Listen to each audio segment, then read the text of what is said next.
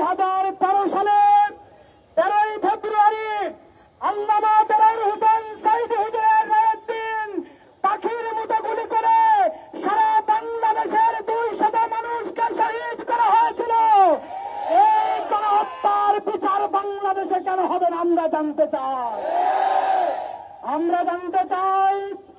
আমরা দেখেছি জুলাই গণঅভ্যুত্থান, এই অভ্যুত্থানের সূচনাই ছিল বৈষম্যহীন একটি বাংলাদেশ আমরা গড়তে চাই।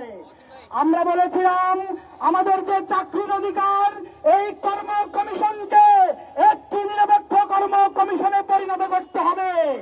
আমরা বলেছিলাম এই আদালত যারা কোনো পক্ষের রায় দেয়, এই পক্ষের রায় অপেক্ষা করে নতুন একটি নিরপেক্ষ আদালত প্রতিষ্ঠা করতে হবে। আমরা বলেছিলাম বাংলাদেশের কৃষকের কোনো ছেলে কেবল কৃষক হবে, আর অফিসারের ছেলে অফিসার হবে। এই আইন, এই সংস্কৃতির বিরুদ্ধে আমাদের লড়াই, কিন্তু সেই দিন পুলিশ আমাদের বুকে গুলি চালিয়েছিল। আমরা পরিষ্কার ভাষায় বলতে চাই, যেই পুলিশ আমাদের বুকে গুলি চালিয়েছিল তাদেরকে আমি বলছি, আপনারা কি বলতে পারবেন আপনার সন্তান কি সেদিন বৈষম্যের শিকার হয়নি? আমরা প্রশ্ন রাখতে চাই। আমরা লক্ষ্য করেছি জুলাই গণঅভ্যুত্থানের পরেও আপনাদের সদস্যরা বিভিন্ন জায়গায় দুর্নীতির সাথে সম্পৃক্ত হয়েছে। আমরা বলতে চাই, এই নয়া বাংলাদেশ, নতুন বন্দোবস্তের যেই বাংলাদেশ আমরা করতে চাই, এই বাংলাদেশে আমরা কোনো দুর্নীতিবাজ পুলিশ অফিসার, কোনো দুর্নীতিবাজ কোনো আমরা ডিফেন্সের লোক, দুর্নীতিবাজ কোনো কর্মকর্তা আমরা দেখতে চাই না। সম্মানিত ভাই আমার, বন্ধুরা আমার, আমরা লক্ষ্য করেছি জুলাই গণঅভ্যুত্থান পরে যারা শহীদ হয়েছে, আমাদের 2000 ভাই সারা বাংলাদেশে শহীদ হয়েছে। অসংখ্য ভাই বোনের এখনো সেই হাসপাতালের বেডে কাটছে, অসংখ্য ভাই বোনেরা তারা বঙ্গত্ব বরণ করেছে। আমরা বলেছিলাম জুলাই সনদ বাস্তবায়নের মাধ্যমে আমাদের শহীদদের পরিবারকে পুনর্বাসিত করতে হবে। আমরা বলেছিলাম যারা হত এবং বঙ্গত্ব বরণ করেছে তাদেরকে পুনর্বাসিত না করে এই বাংলাদেশে নতুন করে নির্বাচন খেলা আমরা খেলতে দিব না। কিন্তু আমরা লক্ষ্য করলাম শুধু নির্বাচন দিয়েই ক্ষান্ত থাকতে চান না। এক বন্ধু বলেছিলেন, ফখরুল সাহেব আমি পালাবো না। আপনাদের মনে আছে? বলেছিলেন আমি পালাবো না, ফখরুল সাহেব আমি আপনার বাড়িতে যাব। আমরা সোশ্যাল মিডিয়ায় দেখলাম ঠিক তার দলের লোকজন নাকি এই কুরাইনদেরকে বাংলাদেশ থেকে পালাতে সহযোগিতা করেছে। একটা দলের মহাসচিব কতটুকু কাণ্ডজ্ঞানহীন হলে, একটা দলের মহাসচিব কতটুকু নির্দয় হলে দিয়ে তার শহীদের রক্তের দূর দাঁড়িয়ে এই বক্তব্য দেয় যে খুনি হাসিনা সহ আওয়ামী লীগের যত মামলা আছে সেই মামলা নাকি প্রত্যাহার করে নেবে। আমরা বলতে চাই, মির্জা ফখরুল সাহেব, এই বাংলাদেশ বিএনপির বাংলাদেশ নয়।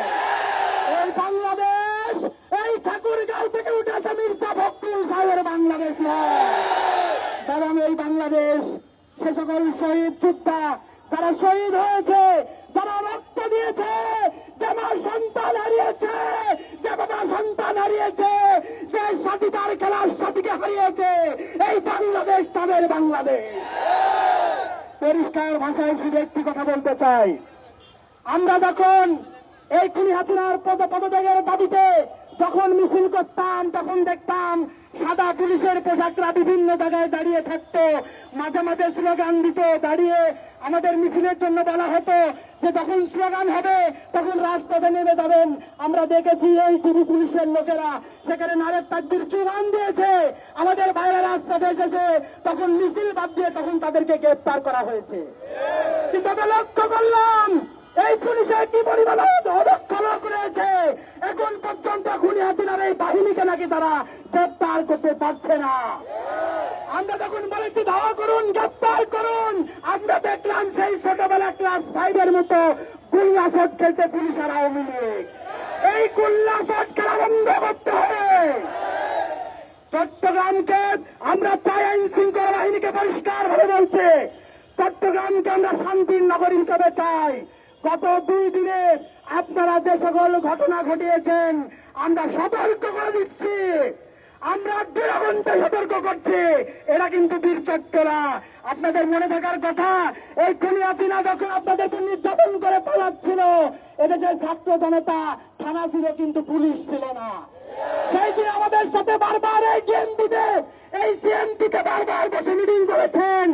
আমাদেরকে বলেছেন ভাই যেভাবে পারেন আমাদের থানা পাহারা দেন, আমরা সেদিন আপনাদের বাড়িগুলো এই থানাগুলো আমরা পাহারা দিয়েছি।